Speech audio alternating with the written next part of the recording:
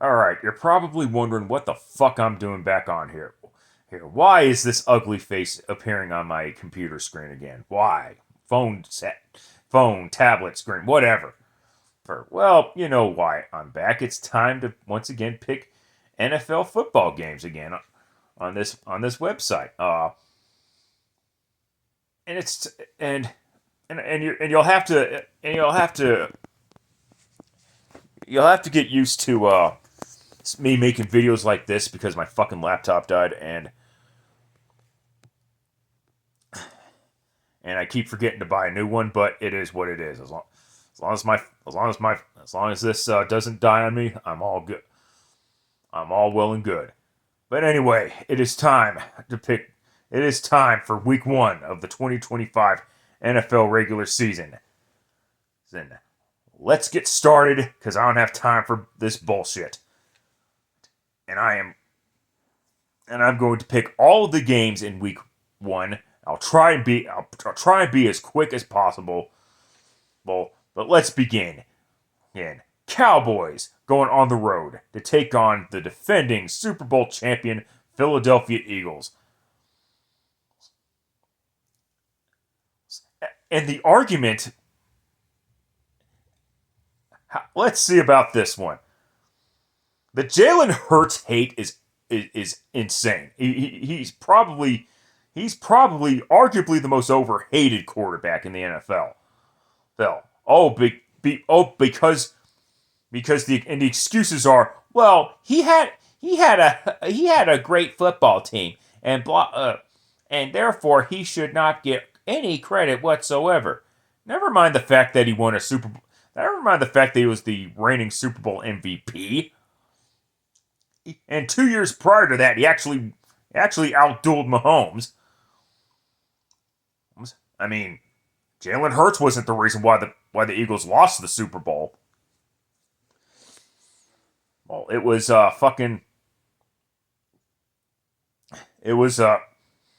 Jonathan Gannon's dog shit defense that cost him the Super Bowl. I mean, turnovers happen, okay?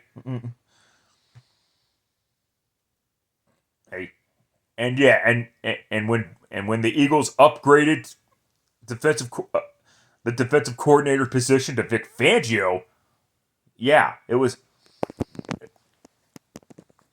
fucking evident as fuck that Jalen Hurts wasn't the problem.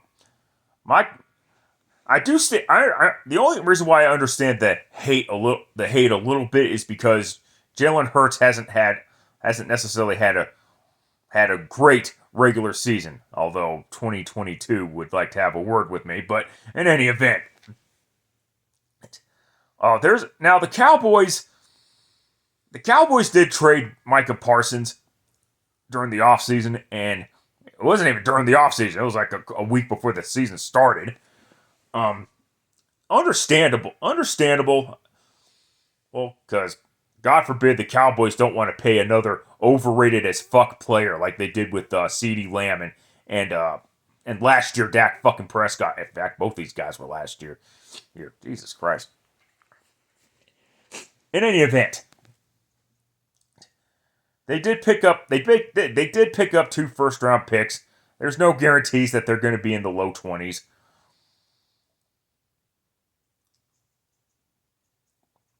Though it is most likely going to be in the low 20s.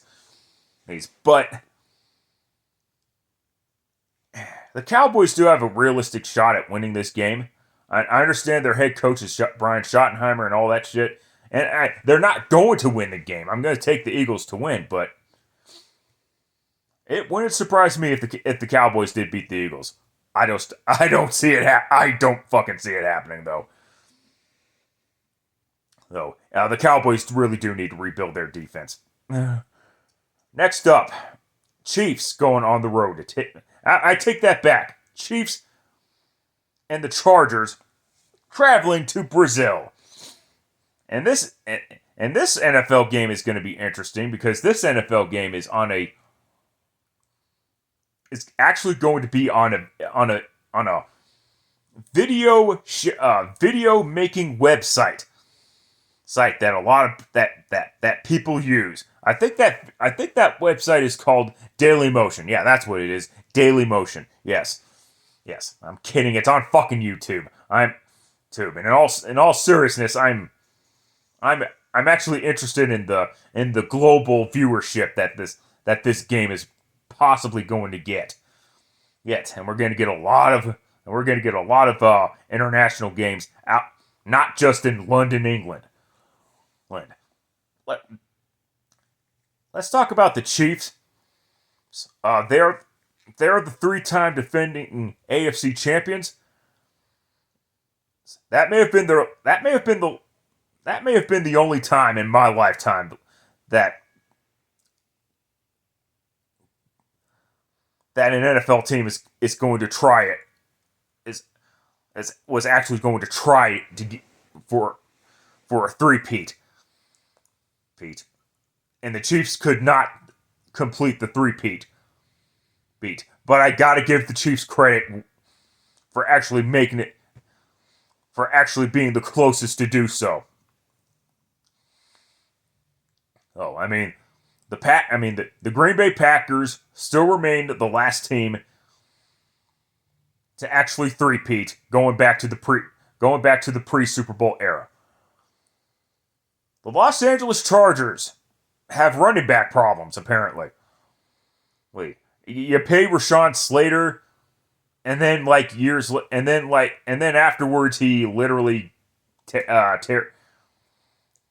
a muscle, and it ends his goddamn season. How nice! I think it was his biceps.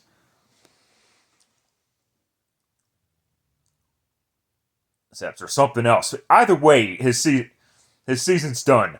Good thing they drafted Joe Alt. With that being said, the big question in Kansas City is, was this the final time? Will the Chiefs go downhill from here? Maybe not in 2024, but maybe in 24. Of course not in 24. Maybe not in 2025, but because frankly I still see the AFC West as the Chiefs division to lose. But go ahead and take the Los Angeles no. Go ahead and take the Kansas City Chiefs to defeat the Los Angeles Chargers. Next up, early afternoon games. Starting with the Tampa Bay Buccaneers going on the road to take on the Atlanta Falcons. Well, it is Michael Penix's starting quarterback job now. The future is now for Michael Penix Jr.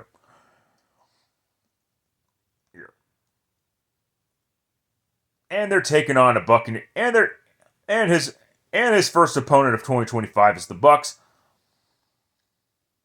I'm going to take the Buccaneers. I don't want to take too long. Take the Buccaneers to defeat the Falcons. I still think the Buccaneers are a better football. I still think the Buccaneers are a better football team than the Falcons are. The Falcons may have home. The Falcons' home field advantage as far as the crowd is concerned, isn't that great, to be perfectly honest with you. Yeah, that might be the only thing that saves them, but it is what it is there.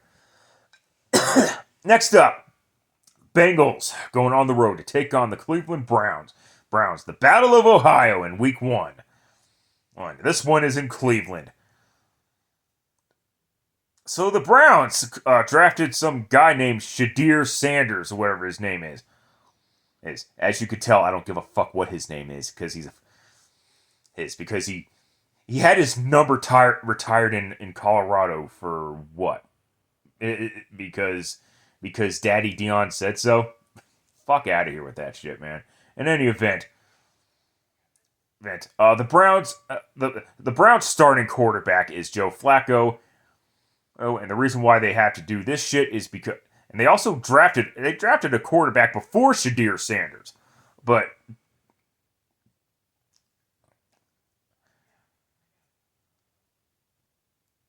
this should be an interesting game. The Bengals.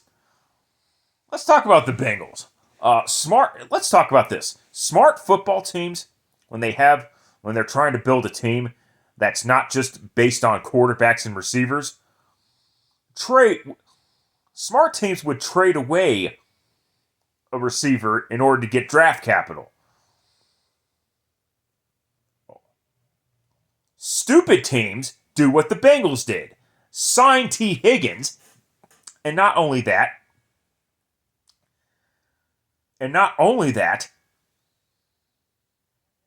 yes, they gave Trey Hendrickson a raise, but he's going to be gone by the end of 2025. So you're basically going to be it's basically what, run it back for 2025 in terms of it's going to be exciting offense. Exciting passing game, even though it's a running league now. You think because it's 2025, it's all of a sudden a passing league again? Get the fuck out of here with that shit, man. Yeah, for real. I'll take the Bengals to win this game, but I don't see. But the Bengals are not going to go anywhere at all. Next up, Colts going on the road to take on. No, they're not going on the road. They're staying at home. My mistake. Colts hosting the Miami Dolphins. Then sorry for that slip up there. The Colts have no direction. You're gonna have to. I don't know what identity the Colts have. Only thing I know is that the Colts have no real quarterback. I mean, they had a quarterback competition, but it was really great competition. Which one is less dog shit? Anthony Richardson. Why did the Colts draft Anthony Richardson? I mean, that's a fireable offense, in my opinion. And they probably will fire Ballard and Shane Steichen by season's end when it's all said and done. The question though is how bad will the Colts be? 5-12, 2-15. Then you got the Dolphins. Can the Dolphins stay healthy, and will Mike McDaniel be more creative with his play calling? Or his coaching in general. Because there are rumblings that his ass might be on the line in 2025. I am not a firm believer in this Colts team, and to prove it, take the Dolphins to defeat the Colts. It depends on the health of Tua Tagovailoa for 2025. For this year. Next up, Panthers going on the road to take on the Jacksonville Jaguars. It's great that Bryce Young played decent at the end of the season, but and people will say, "See, I told you, setting your quarterback, your young quarterback, is a good idea." Yeah, that had more to do with the fact that if Andy Dalton didn't get into an accident, that car accident they suffered from last year, you're not seeing Bryce Young until the Panthers were out of the playoffs entirely. And as far as the Jaguars go, they drafted some receiver from Colorado. I'm sure Shadir Sanders misses him dearly, but in any event, Trevor Lawrence has zero fucking excuses left. Okay? Zero. None. They do have a new head coach in Liam Cohen, who's cringy as fuck. Press conference really really wanted me to take a shower. Duval. Ugh, God. Go ahead and take the Jacksonville Jaguars to defeat the Carolina Panthers. I am not a firm believer in this Panthers team. Raiders going on the road to take on the New England Patriots. Congrats to Pete Carroll on getting another coaching gig. I don't think the Raiders are there yet, though. Though I've been, fool me once, shame on you. Fool me twice and twice more after that. I can't do that anymore. And the Patriots, they bring back Mike Vrabel's the new head coach, and of course their offensive coordinator is Josh McDaniels. Ugh, God, at least he's the offensive coordinator, not the head coach. I do find it funny.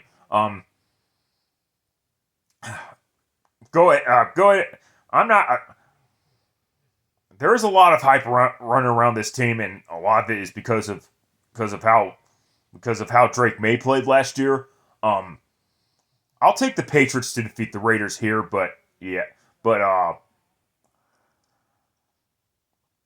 we'll see if that hype is justified.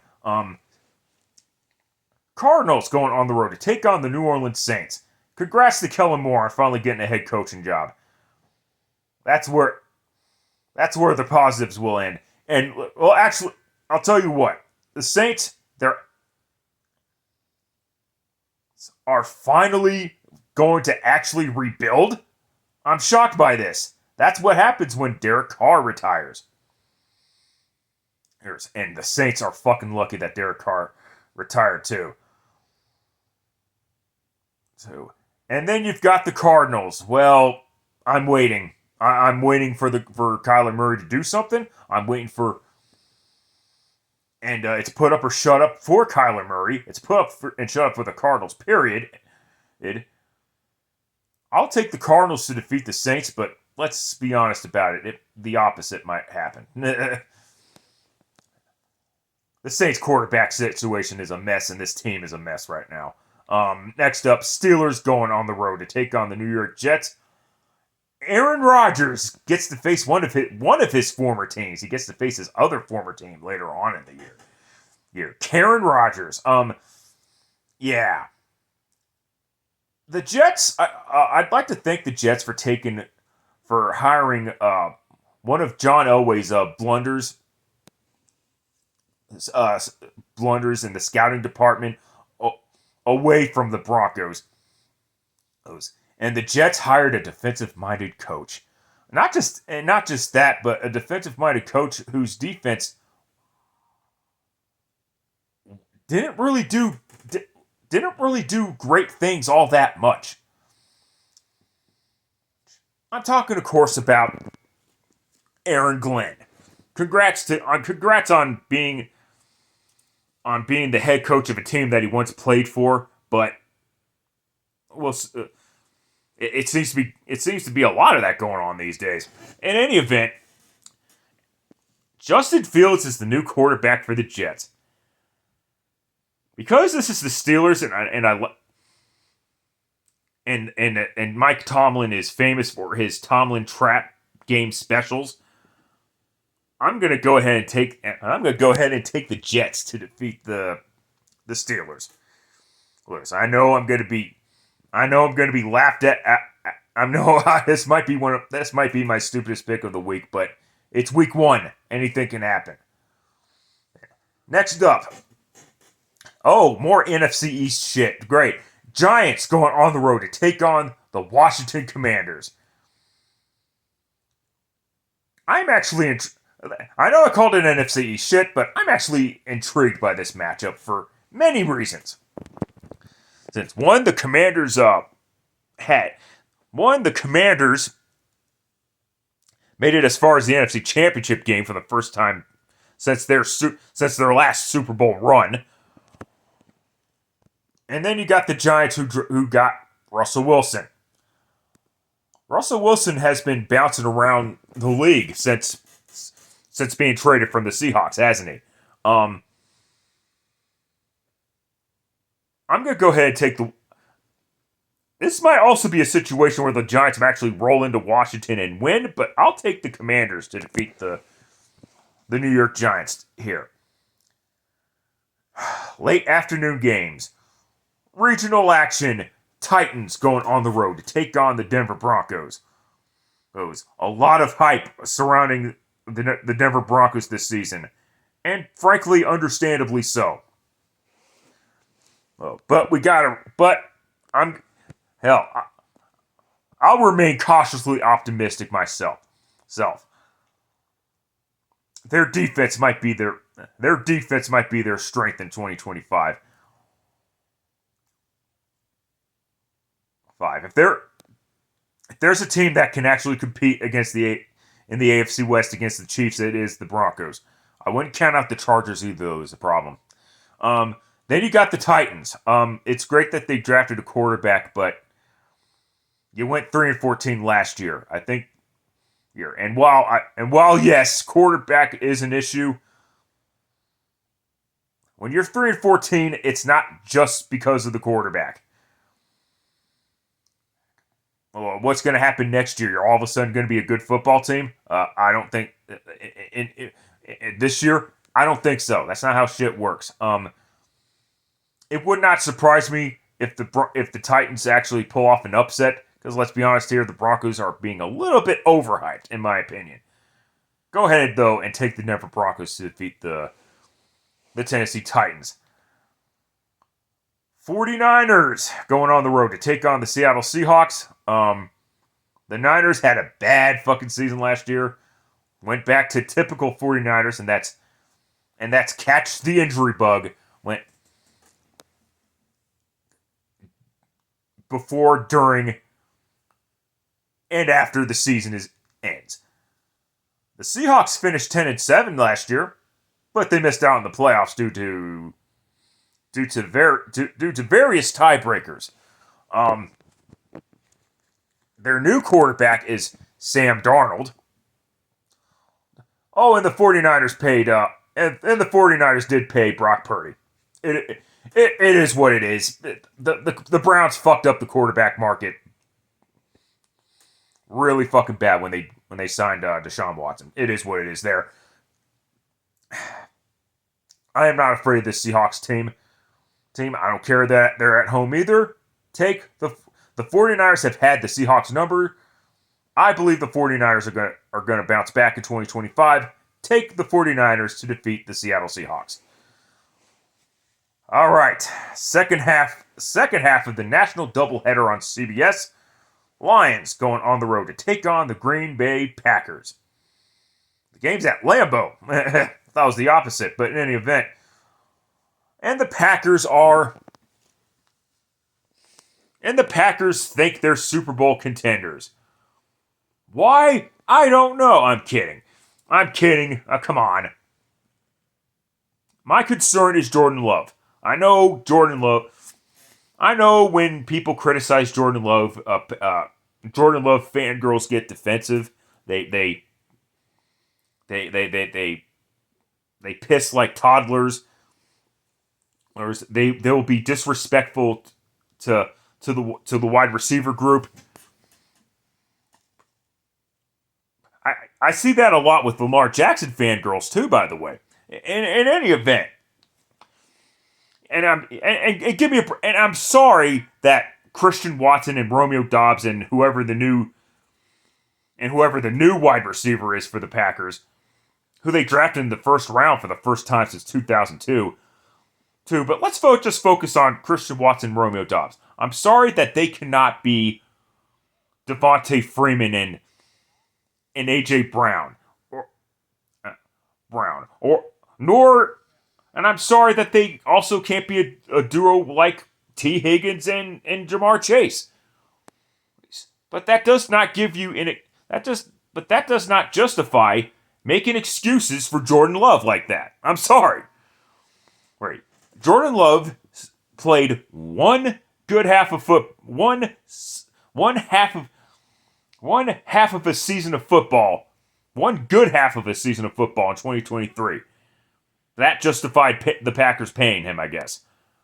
Yes, I know he got injured last year. I'm not going to just dismiss that. It is what it is. Then you got the Lions. The Lions had an interesting offseason. They lost Aaron Glenn as defensive coordinator, and they lose Ben Johnson at offensive coordinator. But were those losses really that big in the grand scheme of things? I mean, Ben Johnson is a gimmicky offense.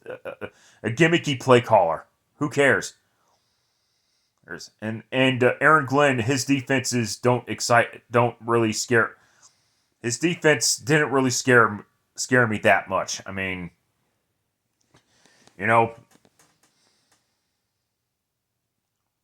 my issue is Jared Goff still being the quarterback, but there's nothing that anyone can do about that. God, I don't care that the Packers are at home. Go ahead and take the Detroit Lions to defeat the Green Bay Packers. Texans going on the road to take on the Los Angeles Rams. How healthy is Matthew Stafford, even if he plays? Now, they might just be playing this off as whatever the fuck they're playing this off as. The Rams are a talented football team. I get all that. But so are the Texans. And just because Tank Dell is out doesn't mean the Texans are not a good football team all of a sudden. I do want to see CJ Stroud have a bounce back type of season. Last year he was a major disappointment in 2024. I mean, we got to call a spade here. But I'm taking the Texans because they have the better defense, a slightly better offensive line. Although, that's debatable. I know the Rams are a talented team too, but I'm not sure how effective Matthew Stafford's going to be. And I find it funny that Devontae Adams might have to play with Jimmy Garoppolo again, just like he did when he was with the Vegas Raiders. All right, next up is Sunday Night Football. Ravens going on the road to take on the Buffalo Bills. The Ravens are... When you look at these two teams, the Ravens are the more talented team.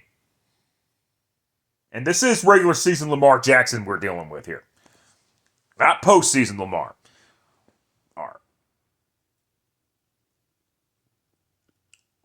Yeah, Buffalo might have some problems. I understand that the Buffalo Bills are being a little bit overhyped. I get all that shit. But because of the home field advantage that the Buffalo Bills have, go ahead and take and I know I shouldn't pick games based on home field advantage and all that shit, but take the Buffalo Bills to defeat the Baltimore Ravens. And last up, Monday Night Football, as per usual, since it's week 1, being simulcast on ESPN and ABC. Vikings going on the road to take on the Chicago Bears. The Vikings are now moving forward with J.J. McCarthy. As they should, quite frankly, because it's time to see what the Vikings have in this guy. The Vikings could actually be really good in 2025. It just depends on how much J.J. McCarthy has learned in his what turned out to be his red shirt season. Of course, that helped. Of course, when he did go down with that injury, that just allowed Sam Darnold to play more relaxed, knowing that the job was going to be his and his only, at least for this season. Then you got the Bears. Well, it's the Bears. It's wow. You hired an offensive-minded head coach for once. Too bad you did that in 2018, I want to say, with Matt Nagy, and that didn't necessarily have great results. Plus you did what you typically fucking did, which is draft your quarterback and then fire your head coach after you draft your quarterback, and now you're in the cycle of you hire a new coach in the quarterback's second year. So yeah, obviously some stunted growth is going to be involved in this.